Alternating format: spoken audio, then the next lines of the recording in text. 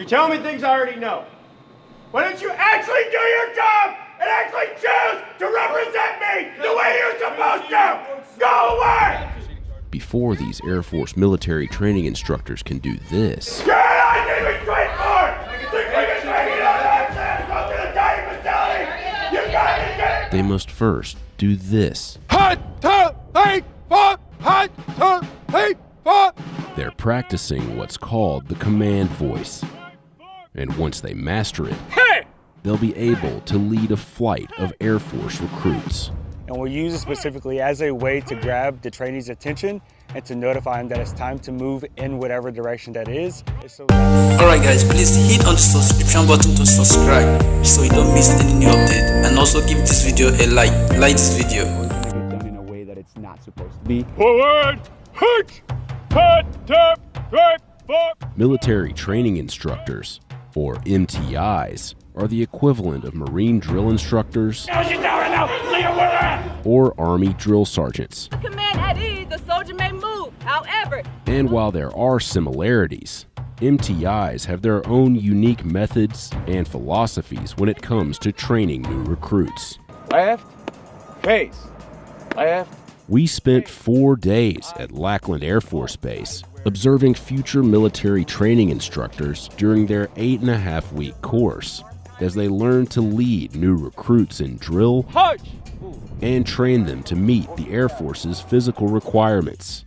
But it all starts with learning how to use their voice. Side down, side down, side down! except for my guide, element leader, storm chief, if you're taller than training for you, say 10 forward now. Don't run, just go with a sense of urgency. Raising our voice, what we call command voice, is just one of the many tools that we have as military training instructors in order to get that desired outcome from our recruits. 2, 3.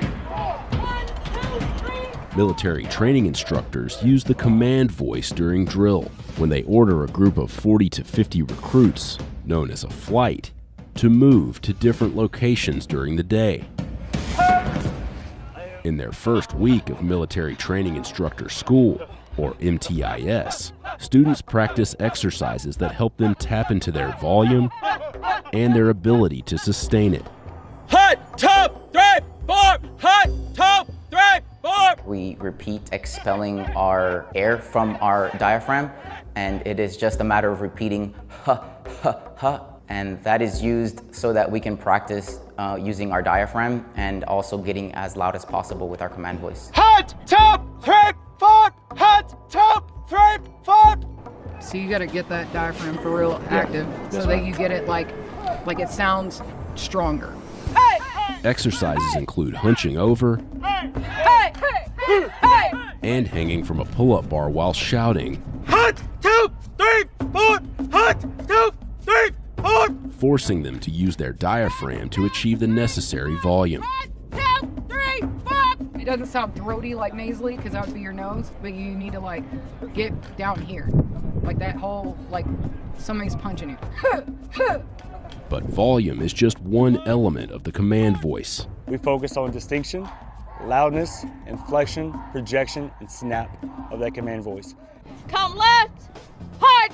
Right, hey. So the reason why a lot of the words sound differently than what a lot of people are accustomed to is to be able to provide the enunciation of the word itself.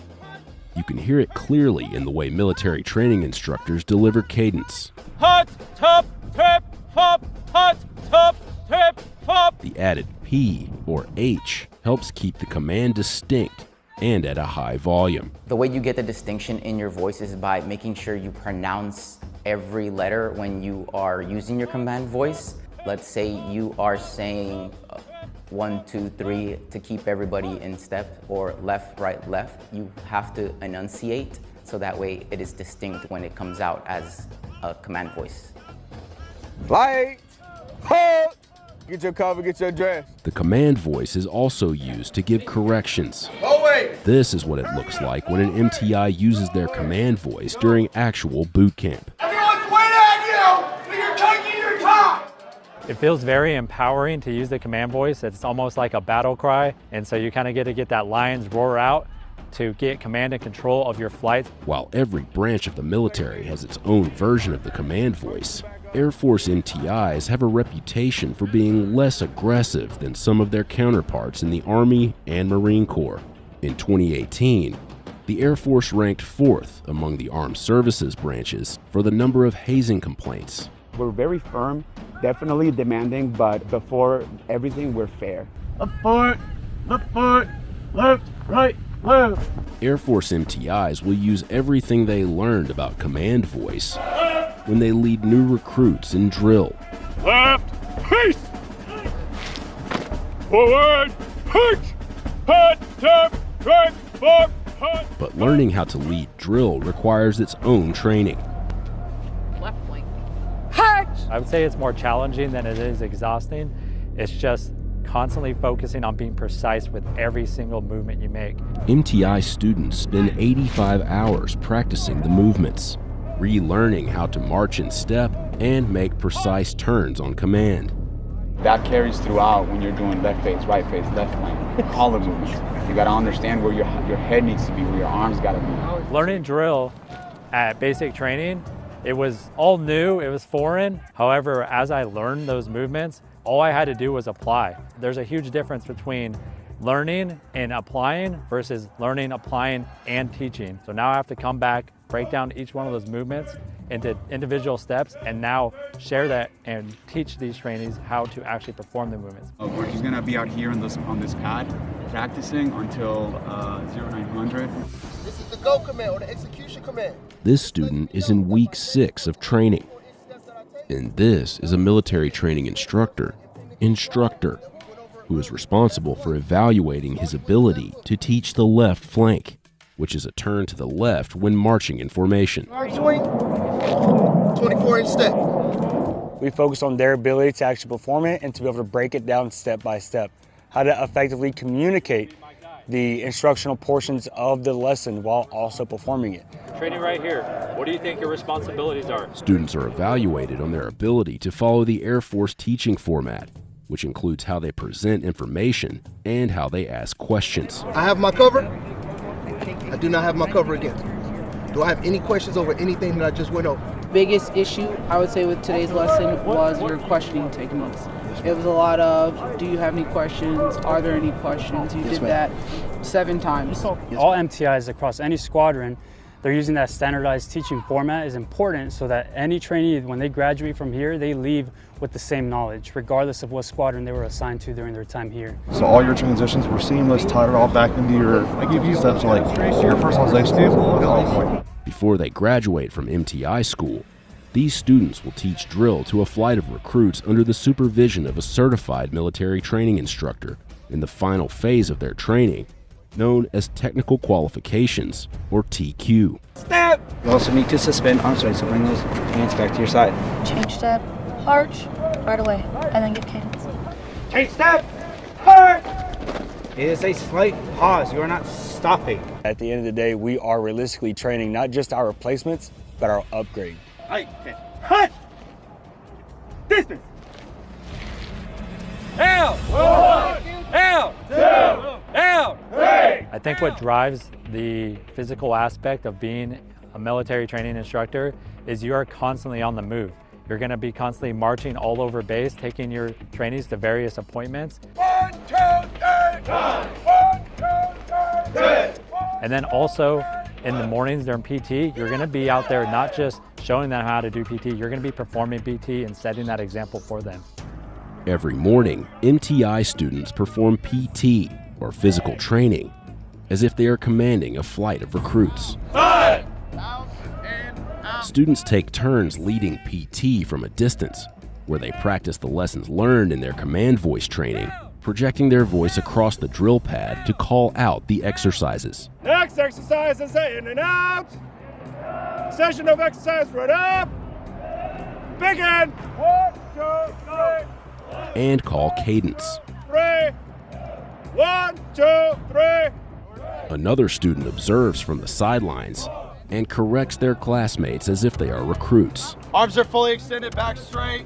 Hips out of the air. So PT is set up that way for the MTI school, so that way it gives the students an opportunity to truly understand how to be able to lead organized PT And so that way they understand what are the key points for each part before they step out to line squadron. They're standing in front of 200, 600, 800 trainees and leading them in organized PT. Military training instructors must pass a physical assessment outlined by the Air Force based on age and gender. To get into the training course, students must be recommended by their leadership and pass a psychological evaluation. Military training instructors receive a special duty pay of $450 per month on top of their base salary. 10, 9, 8, 7. Basic military training, or BMT, also includes teaching recruits how to meticulously make a bed and fold clothes. Pretty good. Could be a little bit tighter. And again, these MTI students are expected to perform these tasks to perfection. For some of these students, they haven't potentially made a bed since they were last at BMT. In week 5 of their training, students practice making beds, rolling shirts, and other dormitory procedures to the Air Force standards. And they inspect each other's work, practicing the corrections they will be giving recruits in just a few months. Pick it up, you kind of want it to snap back a little bit. See the difference? So we teach them the current standards, and then we evaluate them on their ability to organize those items. And then immediately following that, we evaluate them on their ability to teach those standards. So the lesson we're going to be going over today is the end of bed display. They have exact words they need to say, so the trainees know the exact details of what these lessons consist of. So the level of corrections that we're looking for with the students teaching this evaluation, is this their overall stage presence, how comfortable they are with teaching this lesson, how comfortable they are with the actual lesson plans themselves. To ensure it is draped evenly, we can pinch at the bottom to ensure that they're flush. Give it a little tug. These instructors are kind of talking to the wall, talking to their water bottle in some instances, but they are going by the format. This is essentially the dry runs that they're running here at MTIS, to where they actually get to the line and then figure out how to master what we're teaching here at MTIS. If I look down at this shoe from the top, I should be able to see any of your shoelaces. Can you see your shoelaces? Yes, Sergeant.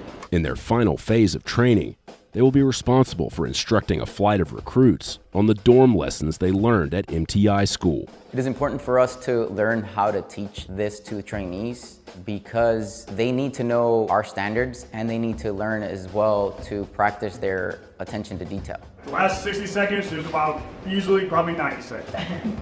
Well, honestly though, do you think trainees are probably going to do the same thing? Whether it's you loading missiles, loading bombs, whatever the case may be, the attention to detail of you putting the correct amount into everything is the importance that we are teaching here at BMT. At this time, Captain Cole and Senior Master Sergeant Morrell will present the class their graduation certificates. This class is graduating from the basic MTI training, but they won't receive their campaign cover until they've completed the final phase of training. So upon graduating from MTIS, we'll have 2 weeks of cadre training where we actually spend some time with the standard eval section here at MTIS. After spending 2 weeks with them, we'll actually go out to our line squadrons where we'll begin the TQ process, where we'll actually be on the line with a trainer getting qualified to become a fully certified instructor. I found that I actually have a passion for teaching, which I didn't really know that before. It's really taught me more about myself. It's taught me a lot about my